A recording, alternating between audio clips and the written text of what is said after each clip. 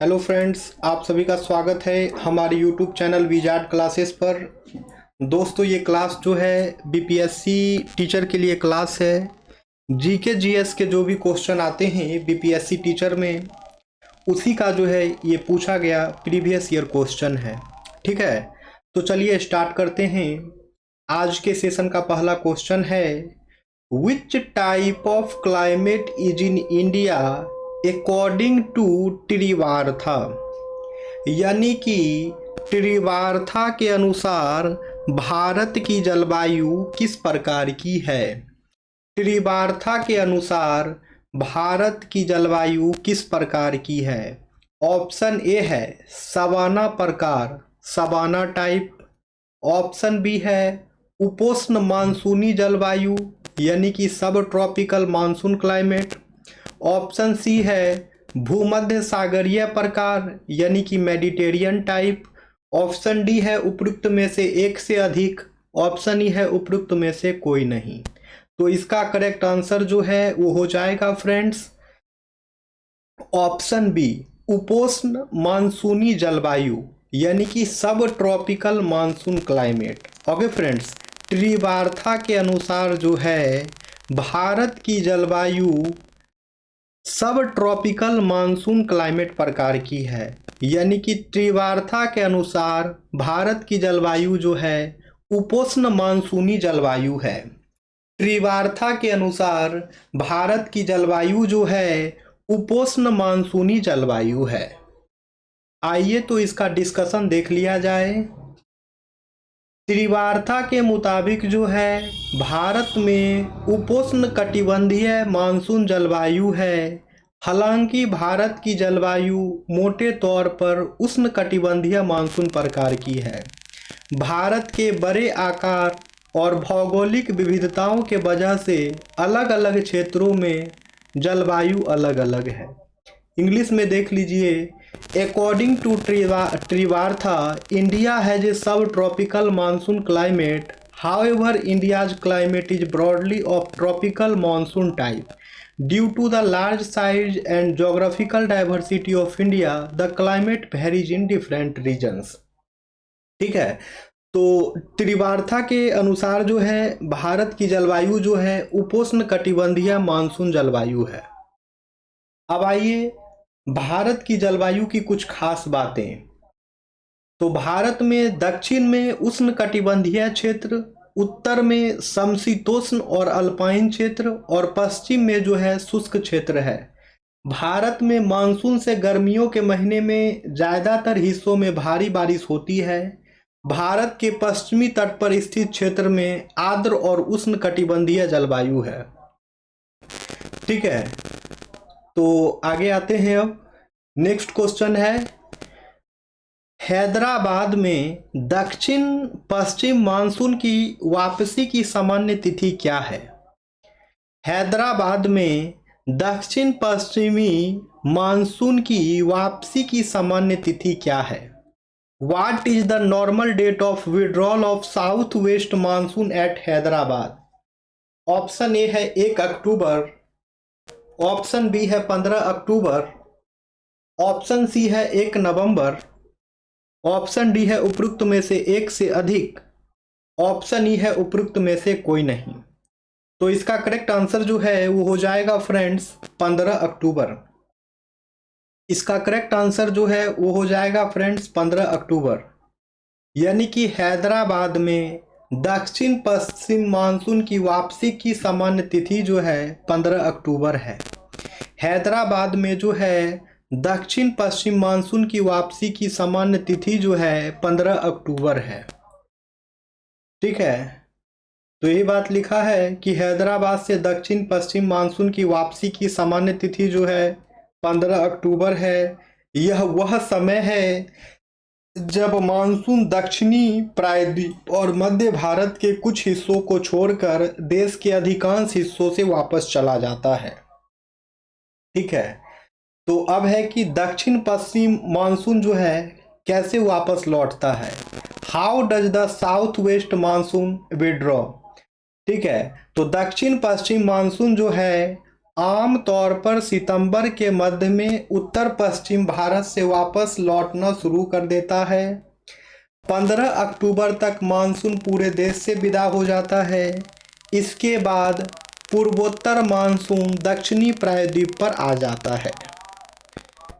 अब है what are the science of retreating monsoon, यानी कि मानसून के पीछे हटने के संकेत क्या है। तो clear skies, rise in temperature, dry weather in northern India and rain in the eastern part of the peninsula. ठीक है, तो मानसून के पीछे हटने का संकेत ये है कि साफ आसमान होना, तापमान में वृद्धि होना, उत्तरी भारत में शुष्क मौसम और प्रायद्वीपीय के पूर्वी भाग में वर्षा होना। ठीक है, तो दक्षिण पश्चिम मानसून भारत में कब आता है। तो दक्षिण पश्चिम मानसून जो है आमतौर पर 1 जून तक केरल पहुंच जाता है।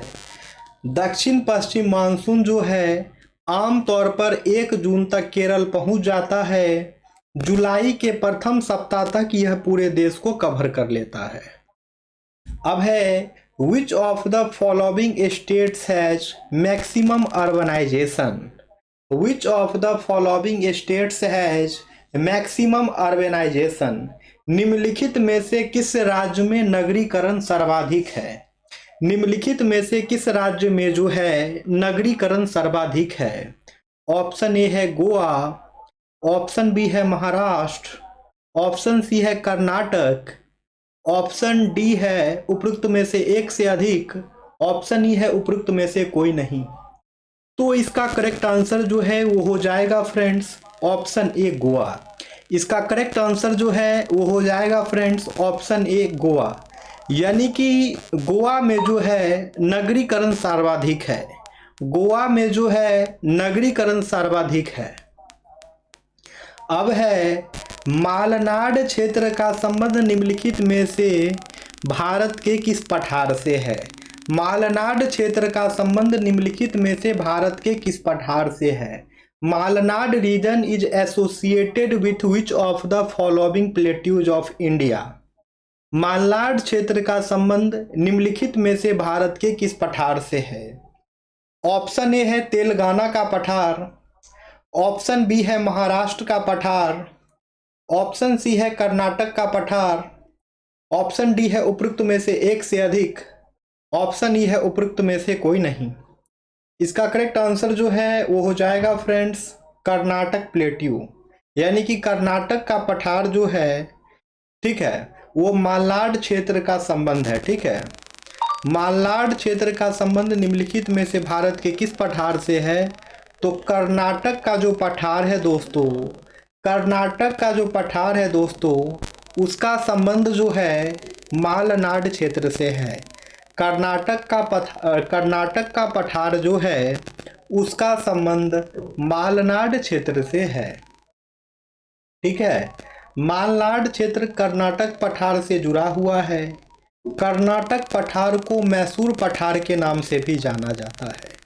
ठीक है दोस्तों, याद रखना है मालनाड क्षेत्र जो है कर्नाटक पठार से जुड़ा हुआ है और कर्नाटक पठार को मैसूर पठार के नाम से भी जाना जाता है। ठीक है, तो कर्नाटक पठार 2 भागों में विभाजित हैं, एक है मालनाड क्षेत्र और दूसरा है मैदान क्षेत्र। मालनाड क्षेत्र पहाड़ी है, जबकि मैदान क्षेत्र जो है कम ऊंचाई वाली पहाड़ियों वाला मैदान है। ओके, मालनाड क्षेत्र घने जंगलों से ढकी गहरी घाटियों में जो है विभाजित है। ओके, अब आते हैं नेक्स्ट पे। नेक्स्ट क्वेश्चन है south peninsular upland is a part of. South peninsular upland is a part of, यानी कि दक्षिण प्रायद्वीपीय उच्च भूमि किसका भाग है। दक्षिणी प्रायद्वीपीय उच्च भूमि जो है किसका भाग है। ऑप्शन ए है गोंडवाना लैंड, ऑप्शन बी है लोरेंसिया लैंड, ऑप्शन सी है अंटार्कटिका महाद्वीप, ऑप्शन डी है उपरोक्त में से एक से अधिक, ऑप्शन ई है उपरोक्त में से कोई नहीं। तो इसका करेक्ट आंसर जो है वो हो जाएगा फ्रेंड्स गोंडवाना लैंड। इसका करेक्ट आंसर जो है वो हो जाएगा गोंडवाना लैंड, यानी कि दक्षिणी प्रायद्वीपीय उच्च भूमि जो है गोंडवाना लैंड का भाग है। दक्षिणी प्रायद्वीपीय उच्च भूमि जो है गोंडवाना लैंड का जो है भाग है। ठीक है फ्रेंड्स, तो इसका डिस्कशन देख लीजिए। दक्षिण प्रायद्वीपीय अपलैंड भारत के प्रायद्वीपीय पठार का हिस्सा है जो प्राचीन महाद्वीप गोंडवाना लैंड का हिस्सा है। ठीक है, प्रायद्वीपीय पठार भारत का जो है सबसे पुराना भूभाग है। यह क्रिस्टलीय, आग्नेय और रूपांतरित चट्टानों से बना है। प्रायद्वीपीय पठार त्रिभुजाकार है और पहाड़ियों से घिरा हुआ है। प्रायद्वीपीय पठार दो मुख्य क्षेत्रों से बना है, मध्य उच्च भूमि और दक्कन पठार। ठीक है फ्रेंड्स, आगे आते हैं दोस्तों। अच्छा, ये देख लिया जाए, दक्कन का पठार जो है नर्मदा नदी के दक्षिण में स्थित है। प्रायद्वीपीय पठार का निर्माण जो है लगभग 180 मिलियन वर्ष पहले गोंडवाना महाद्वीप के टूटने से हुआ था। प्रायद्वीपीय पठार में मध्य प्रदेश, झारखंड, छत्तीसगढ़, महाराष्ट्र, कर्नाटक, तमिलनाडु, तेलंगाना, उड़ीसा और पश्चिम बंगाल राज्य शामिल हैं। प्रायद्वीपीय पठार की विशेषता विशाल एवं उथली घाटियां और गोलाकार पहाड़ियां हैं।